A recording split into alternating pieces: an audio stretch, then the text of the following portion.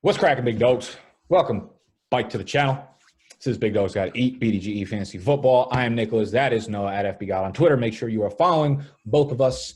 Make sure you are subscribed to us on Patreon. Woo! Patreon.com/BDGE. We are talking about the fantasy football playoffs. It's never too early. We are approaching week 12. And if you're in a 12-team league, most of your matchups in the playoffs start in week 14, unless you're blessed with a bye, which I will be in probably none of my leagues, unfortunately. Actually, no, there's a couple leagues I'm fighting for buys. But if you don't have a bye, then you need to know all 3 weeks. You need to know who are the best streaming options because at this point, tight end, quarterback, defense are all an absolute shit show, in my humble opinion. So today we are bringing to you the best streaming options for weeks 14, weeks 15, week 16. Some of them have 12 and 13 mixed in there if they got good schedules as well. So these are guys to stash. When I get to this point in the season, the bench spots are not as valuable in terms of finding upside because you don't find upside breakout wide receivers at this point in the season. You already know the depth charts, you know the snap rotations and things like that. So the way I maneuver my bench at this point in the season is handcuffs, high upside running back handcuffs, and then streaming options. So if you are rocking multiple defenses, this is the time to think 1 week ahead, even 2 weeks ahead. If you want to roster someone that's playing against like Miami 2 or 3 weeks down the road and they have like 3 good matchups defensively in a row. So we're going to cover all of that and more in today's video. Is we ready? Born ready. Hit the intro.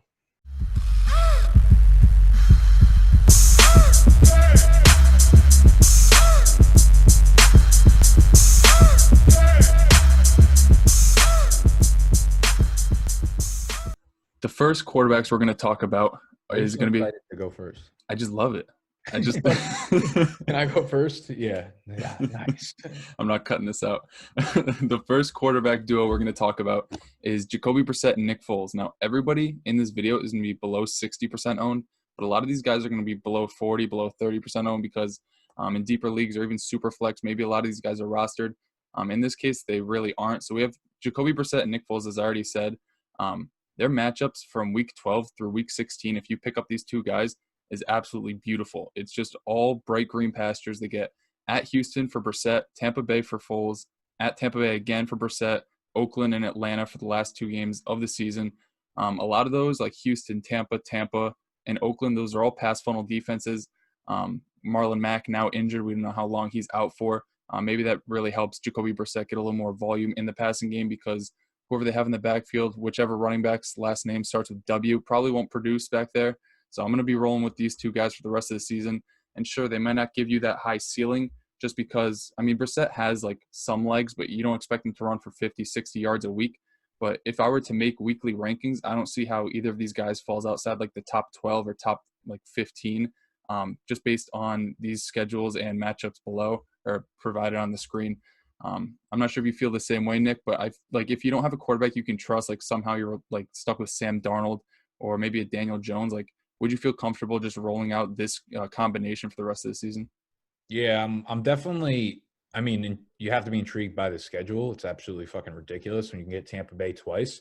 I'm a little more hesitant about Nick Foles because he doesn't give you any rushing upside or any kind of rushing floor. Looked a little bit rusty in the first game. I'm also not sure if they stick with him for the remainder of the season. I feel like they threw him back into the lineup because they kind of had to. Yeah, they felt like they probably owed it to him after, he started the season and he got that big contract and whatnot. And if I had to put money on it, I would say he probably remains a starter for the rest of the season, but he's definitely on a shorter leash than I think a lot of people realize. So I guess, just throw that in there. Like I would rather have, if you told me that Minshew was the starting quarterback and you showed me the Brissett-Minshew combination, I think I feel a little bit better about that because Minshew's like a better fantasy quarterback because he gives you a dynamic way of scoring all the time. But it was good to see that Foles and DJ Chark got a really nice connection going because that's something that you can kind of bank on going forward. He's a big play threat, so big plays are always translating into fantasy points for quarterbacks, wide receivers, whatever. I like Jacoby Brissett a lot, so the fact that he has really good schedule going forward makes me pretty optimistic about the pairing of Jacoby and Nick Foles. And I wanted to kind of talk about some of the worst playoff schedules for quarterbacks right now because A lot of the better quarterbacks that have led you to the point you're at right now, Patrick Mahomes, Dak Prescott, Aaron Rodgers, if you're still rolling with him, and they have some tough schedules. So like Mahomes is at New England versus Denver at Chicago, weeks 14 through 16. Like that is absolutely brutal. I mean, he has kind of become a player over the last 2 years in which like can't say he's matchup proof, but you never know when, he's going to bust. So it's not someone that you would ever consider sitting unless you have like Lamar Jackson against a smash spot matchup. But like Dak is at Chicago, Rams, at Philadelphia last 3 weeks of the season. Obviously the Philly is one you can exploit, but those first two are pretty tough.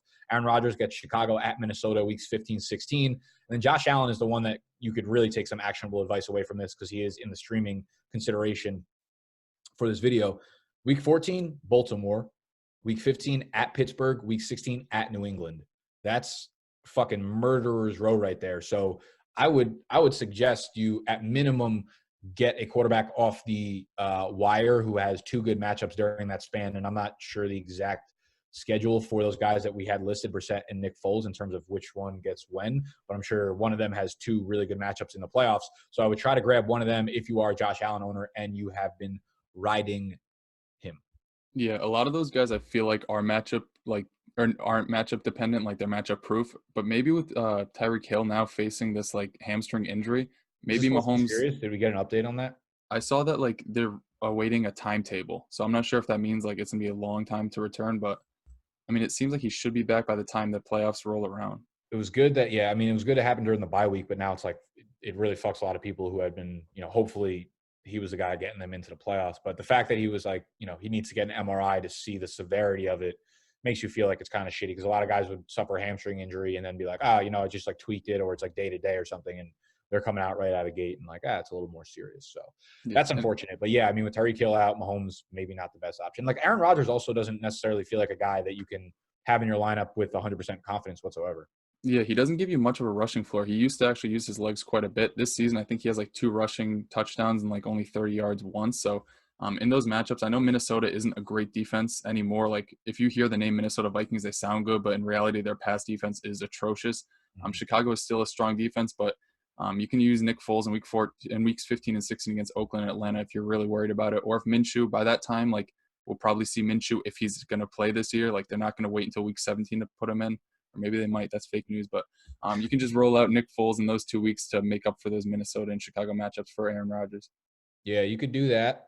Or you could pivot to Baker Mayfield because the Browns have an unbelievable schedule going forward, or at least for the first couple of weeks of the fantasy playoffs. They take on Miami this week. So if you can, he's the number one waiver wire pickup at the quarterback position because of the matchup this week, but you could hold on to him and play him 3 of the next 5 weeks with a ton of confidence. I know you haven't had any confidence up to this point in the season because he's been terrible, as has the entire offense, but they're getting, I don't want to say they're getting hot, but back-to-back multi-touchdown games for Baker. I think he might be bike. I think Baker might be coming into his own. The article I wrote, I'm telling you, he just had to shave it all off. Did he shave it all off? I don't think so. It didn't help at all. His stash or whatever he did. He looks more like a normal person. So maybe he did take your advice a little bit. I think Miami this week, smash spot for Baker Mayfield. They're playing at Pittsburgh, so I'm not necessarily going to be excited about that, but he did just have a good game against Pittsburgh. And then Cincinnati, Arizona, weeks 14 and 15. He's home against Cincinnati. Then they're at Arizona, which I think is even better because that's going to lead to more pass attempts when you're on the road against a soft pass defense, one that's going to, on the flip side, pass the ball a lot. So weeks 14, weeks 15, week 12, you can actually have confidence having Baker in your lineup to combat some of those rougher schedules. Yeah, in week 13 and week 16, he plays Pittsburgh and Baltimore, 2 tough divisional games. Guess what? Nick Foles those 2 weeks plays Tampa Bay and Atlanta. Get that quarterback duo, ride them the rest of the season. We got all the big facts. We got all the big schedules. It's going to be beautiful. You guys follow this advice. I'm telling you right now. Another guy for the fantasy playoffs that you want to stash. There's actually 2 Ryans on this list. One I feel more confident telling you, so I'm going to slip him at the end. We got Ryan Tannehill, weeks 14 through 16. He gets 3 pass funnel defenses. He plays at Oakland and then 2 straight home games against Houston and New Orleans. He's been incredible ever since he's taken over. He's had 2 or more total touchdowns. One game he had 1 passing, but he also used his legs and he got 1 on the ground. So he's given you a pretty solid floor with a good ceiling because he does use his legs. He's won over 30, I think 37 rushing yards these past 2 games. And I'm not sure if their rushing offense is going to be great against Oakland, Houston, New Orleans. Just as I said before, they're more of a pass funnel. And A.J. Brown has looked good. He's stepped up. Jonnu Smith is decent. I have confidence in him down the stretch that he's going to give you a decent enough floor and a pretty good ceiling against these opposing defenses. Yeah. I mean, the schedule is fantastic, and Ryan Tannehill has just been low-key like a great fantasy quarterback up to this point. If you look at starting in week 7, 19 points, week 8, 19.4, week 9, 23, week 10, 18.9, so basically 19. So he's basically had at least 19 fantasy points in 4 straight weeks. And from a streaming quarterback, he's only 22% owned right now. Like, I think people think about Tannehill and they still think of that offense and they think of Mariota and they think of having no floor. Like you're waiting for that Tannehill game of 11 fantasy points. And I don't know if it's coming. And if it is coming, it's probably against one of the matchups, Jacksonville or at Indianapolis, prior to when he goes on that really good streak of good matchups. So, like, I think Tannehill needs to get a little more credit. I think he's a higher floor than most guys are really looking at right now. So he's definitely someone that you could pick up. So we have a lot of options at quarterback going forward with a lot of, it just coincides that most of the streamers who are widely available all have really good schedules. It's not like the Mahomeses and the Lamar Jacksons and stuff like that all have the really good schedules towards the end of the year because you're not going to be able to get them. But luckily, just the way this year has played itself out, and at this point in the season, like, we know who teams are. When you do strength of schedule in the beginning of the year, it's a huge fucking waste of time. Like, every time the NFL drops their schedule, I always get mad comments like, "Are you going to do a strength of schedule video?" I'm like, shut up. It's the dumbest thing I've ever heard because we have no idea who teams are. Like, in the beginning of the year, if we went back and looked at the strength of schedules that people made in August based on what they thought teams were going to be, like, you have no idea because all the teams ranked from like 5 through 25 are all – it's like a shit show. Like, you think – some of these teams are going to be elite and they turn terrible and vice versa. So it's like not until like 8-10 weeks into the season do you actually know what a team's real identity is. So at this point, like, you need to take schedules into account to a very, very, very high degree. Yeah. We have one more quarterback left, and just coinciding with your argument of we know who players are, we have Ryan Fitzpatrick. We know he stinks. We know you're probably never going to put him in your lineup, but I'm going to tell you to do it anyways. Weeks 14 through 16, his schedule, like, if he didn't have the name Ryan Fitzpatrick attached to him, you would start this quarterback every week. He gets the Jets, the Giants, and Cincinnati. And another tidbit, I know it's not like great output, but in 4 of his last 5 weeks, he's put up 15 or more fantasy points. He's done that playing Buffalo twice and playing Pittsburgh over that span. His one easy matchup was against the Jets. He had 3 touchdowns. He gives you a little bit on the ground in terms of rushing touchdowns. He throws a ton over his past 4 or 5 games. He's attempted 37 passes per game. So the volume's going to be there. They just lost their running back that was already suspended for pulling a Kareem Hunt. Their other one does like the bird box challenge every time he gets the ball in his hand. So they're going to be throwing the ball a ton. Devontae Parker is bike, as you would say. This offense that might have been the best joke you've had on this channel. Did you think of that like way before this, or did that just pop into your head? What you were talking about Kalen Balaj doing the bird box challenge?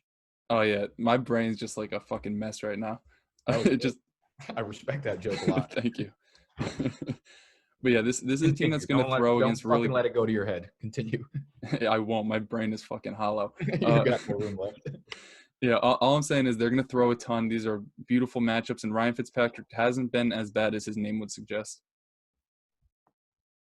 Oh, sorry, you were done. I was I was rolling up my sleeves and I didn't really hear what you said. All right, so with that being said, a lot of quarterback options. On the flip side, with quarterbacks, tight ends are the ones catching their passes, and tight ends are another position in which you stream.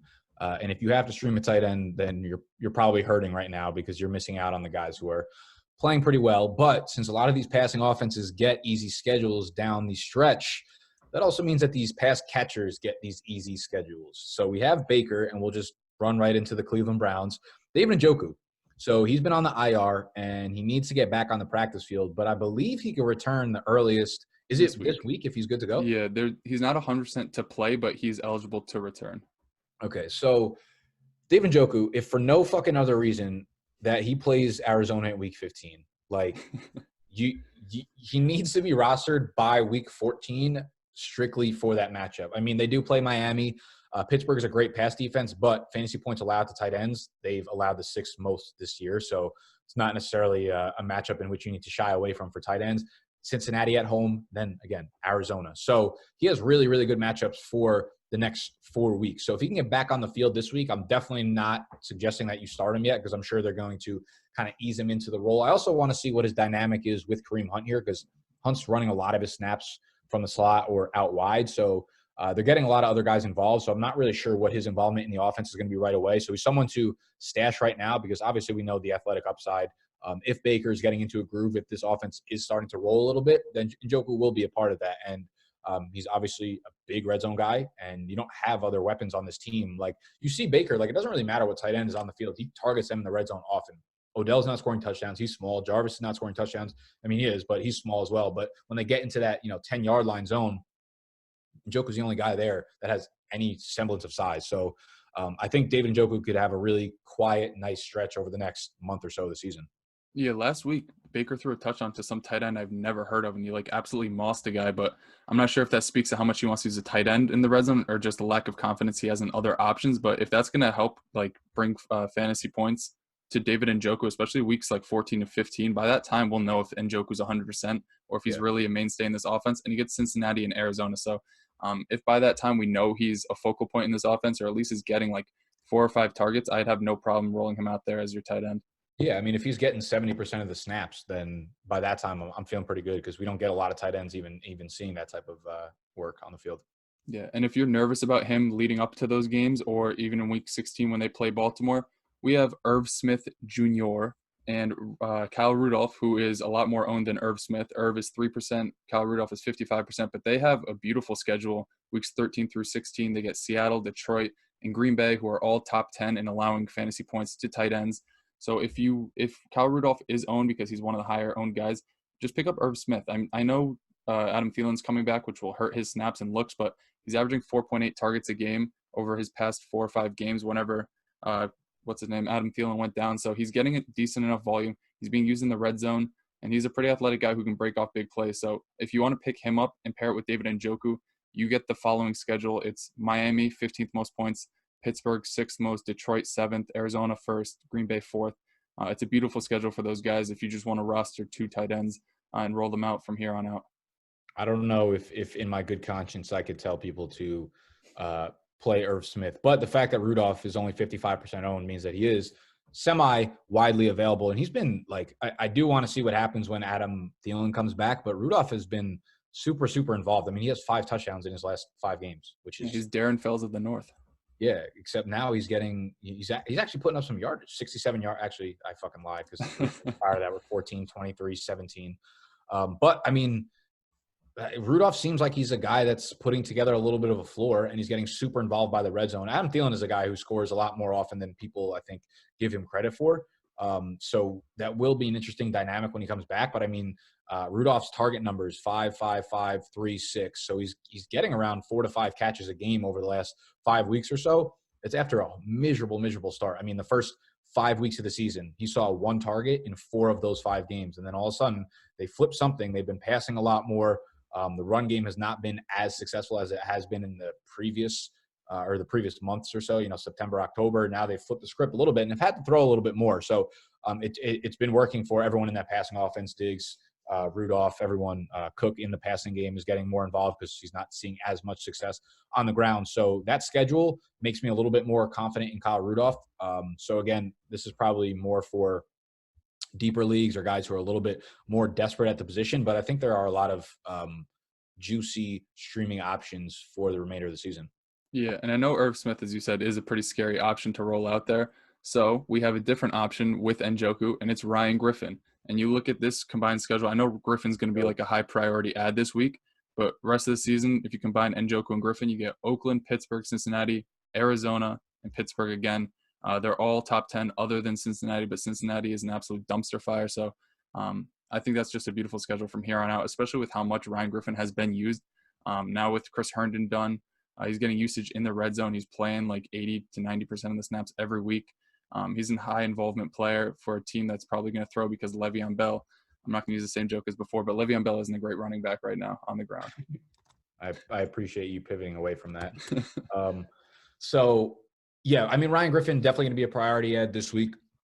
his involvement in the offense has been so heavy. And just looking, it's similar to like Baker, where it's when he gets down to the red zone, he's not throwing the ball to Robbie Anderson. He had the one touchdown this week, but other than that, Robbie Anderson's not really a red zone threat. He's just a deep threat. You have Demaryius Thomas, who's moving like fucking 40-year-old Demaryius Thomas. I can't believe he's actually putting up the production that he is thus far into the season, but I'll proceed. He's like super on. consistent. He gets like 47 yards every week.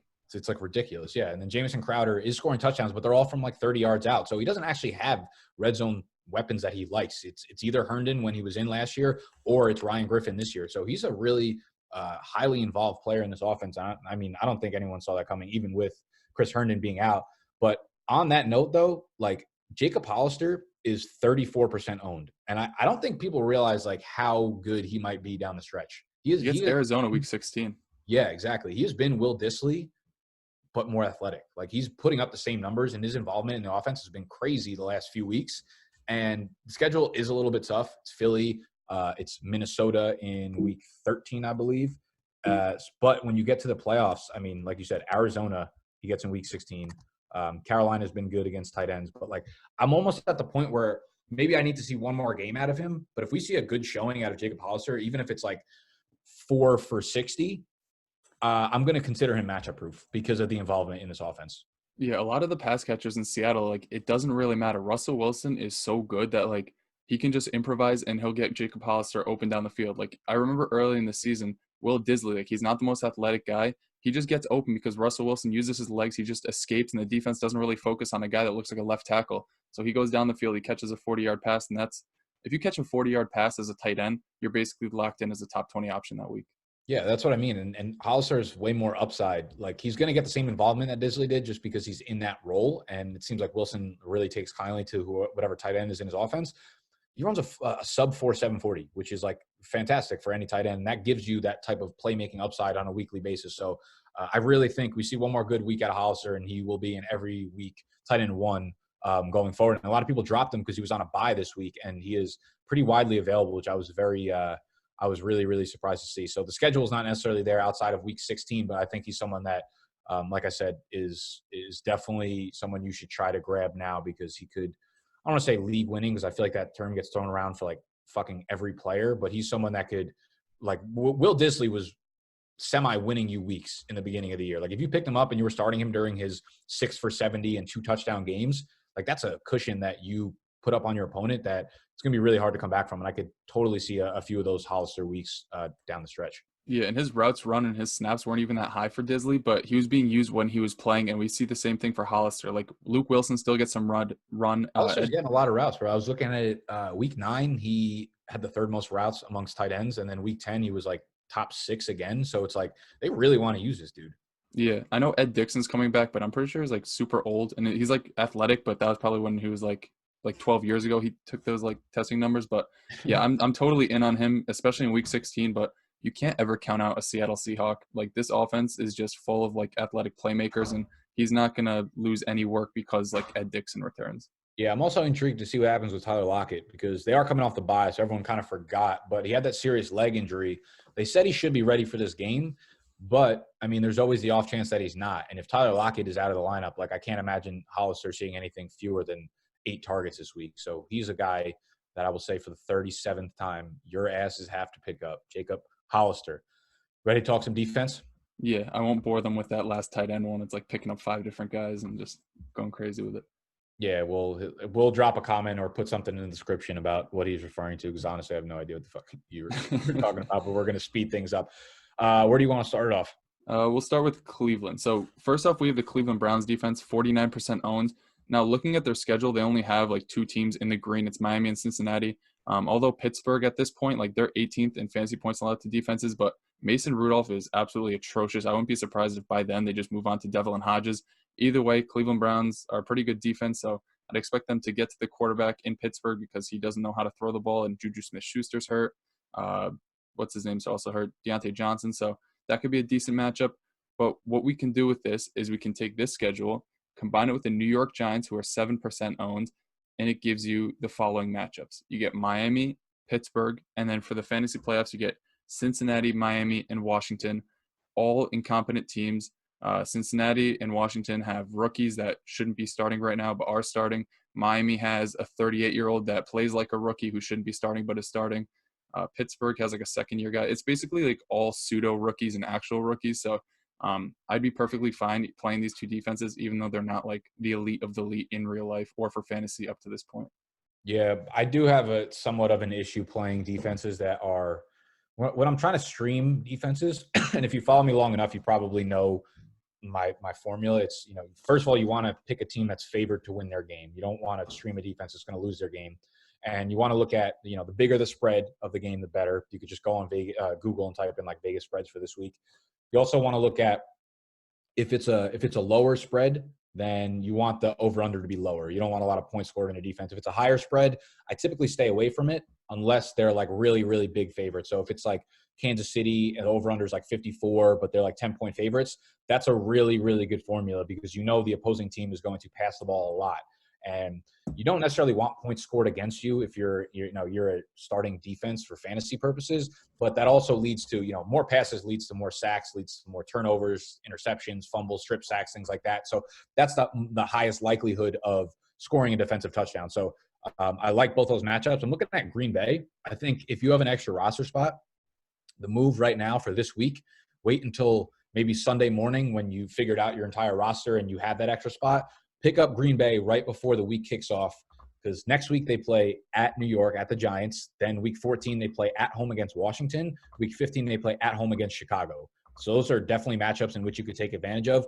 So Green Bay has been on and off in terms of like real life fantasy, but as long as the matchups are good and they're, at least average in real life, those are teams I like to stream. I don't necessarily like Houston, even with a good matchup, like they get Denver, Tennessee, Tampa. Actually, none of those are really that good, and I wouldn't suggest. But just giving an example, like Houston just got fucking washed. They're a really, really bad defense. So even if they were playing like at home against, Washington is a whole different story. I would probably play them against them. But if it's not a bottom three offense, I'm not really looking to stream them, even if they are favored to win. So tiebreaker for me is always looking at like the real life defense and what are the chances that this other team is going to pull, like a fast one out on them and actually win the week. But I like Green Bay as well, their schedule. Yeah, they're only 23% owned. I thought I left them out because they were too high owned because I did notice that schedule, but I guess not. So yeah, that's a great defense. They're actually a pretty good in real life defense too. So that goes along with what you were saying. Yeah, I agree. The Giants and the Browns, they aren't great teams in real life, but a lot of these games I assume are going to be really low over-unders. Playing against Pittsburgh and Miami and all that. So maybe it'll fit into the formula by then, but I wouldn't bank on it, but at this point, if you're desperate for a defense, I don't think it's a terrible option to stack those two for the rest of the season. Yeah, and I'm looking at some other teams. And really, like, again, the advice I would give is to sit down. Like, this shit is important. Like, you played 14 weeks to get into the playoffs. Make sure you got your defense straight. So sit down for 5 fucking minutes, go onto Yahoo, go onto your site, and look at the schedules and mix and match them. Make sure that for weeks 14, weeks 15, week 16, you already have streamable options because you don't want to be stuck going with like the fucking Lions at the Giants or something where it's like a good matchup, but you don't feel good about it when you can have just planned 1 week in advance. I will be, I guarantee you, out of like the 5 leagues I'm in, actually 2 of them are dynasty, so you don't roster defenses, but out of the 3 redraft leagues I'm in, there will be a point either next week or the week after where I'm rostering 3 defenses so that I can have pristine matchups. I'm telling you, the bench spots are for streamers and high upside running backs at this point because the bye weeks are gone. You don't need bye week replacements. Guys are either fucking injured out for the year, so they're not on your team, or the wide receivers already have their roles in the offense. So this is like, I'm telling you, you could stash 2 defenses and mix and match them together. Just go because, also if you're rostering like the Patriots or the Ravens or one of these upper echelon teams, like they're going to have tough matchups over their remaining weeks. Like I know New England plays against Kansas City and you're probably going to play the Patriots, but if you wanted to pivot off them, just look at that week, then go to the upcoming schedules of the other teams and see what streaming option that's only available in, or that is available in like 70% of leagues that you could pick up just for that week and have them sitting there, Yeah. I was just going to say, like, the rest of the ones that I have listed on here are, like, not good teams in real life. They just happen to have really good schedules. Like Philadelphia, their defense isn't great in real life, but they get Miami, the Giants, and Washington. The Jets also get a good schedule. They've been pretty decent fantasy-wise. They get Cincinnati and Miami these next 2 weeks. Mm-hmm. So, I mean, these aren't teams that you maybe want to stash the rest of the season, but these are definitely, like, teams that you want to mix and match, as Nick was saying. Like, look at weeks 15 and 16, games where New York Jets play Baltimore and Pittsburgh. Maybe you just want to keep them for weeks 13 and 14 when they play Miami or Cincinnati and Miami. You find a team that gets good week 15 and 16 matchups and you roll them out there. I know the Giants have good matchups. Then they play Miami and Washington. But yeah, if you don't want to roll with them, just look elsewhere because you have time to prepare for this. I mean, it's still week 12. So by week 14, you should have these guys set. You have enough time to do so. And there's probably a myriad of defenses that you can pick up before your other league mates do. Yeah, and the tough part is like, do I want to stream a defense that's got a good matchup but not great? Like the only ones I would say that you could play against them, even if the real life defenses are shitty, are like Washington because Dwayne Haskins is ridiculously turnover prone, and same with the Bengals because Lindley's just not going to get it done over there, and he's going to continue to turn the ball over and throw interceptions and things like that. So it doesn't even matter, like you said, like the New York Giants, not a good real life defense. They play Washington in week 16. So it's like, you know, you're going to play them because they're almost guaranteed 2 to 3 turnovers, a few sacks and things like that. So again, maybe like reverse engineer this, look at the really bad teams, look at their schedules and say like, oh, week 15, you know, they play team X, then go to team X's schedule and be like, oh, do they have any other weeks that are streamable as well? Like how early can I pick them up in order to stash them? Because I mean, if a team has a good week 15 or week 16 matchup, right now is probably a little bit too early to stash them. But what if they have a good week 13 matchup? Then you can hold them for next week and then hold them through one more week, get them for week 15. So you're using them 2 out of the next 3 weeks as opposed to just holding them for 4 weeks down the stretch. Yeah, I love that strategy. That's what I did to make these charts right here is like you look up a team like maybe Tampa Bay who turns the ball over a ton, or like a Washington, type in like Tampa Bay schedule or Washington schedule. Look at week 16 and 15, who they play, pick those guys up and stash them if they're pretty good defenses and if they're available. That's really the best way to go about it because I'm not sure there's like too many resources that give you exact strength of schedule for the playoffs. Yeah. It gets tough because there aren't any websites that actually like list them out and give you a good indication of exactly how. You know what is good? If you play on Yahoo and you have the Yahoo app, you can go to the players, like the waiver wire basically, and you can go to defense. And like if you click on the defense, I'm not sure if y'all will be able to see this, but you can click on the defense and go to the game logs. I'll send you a screenshot if it's not really showing up on the video.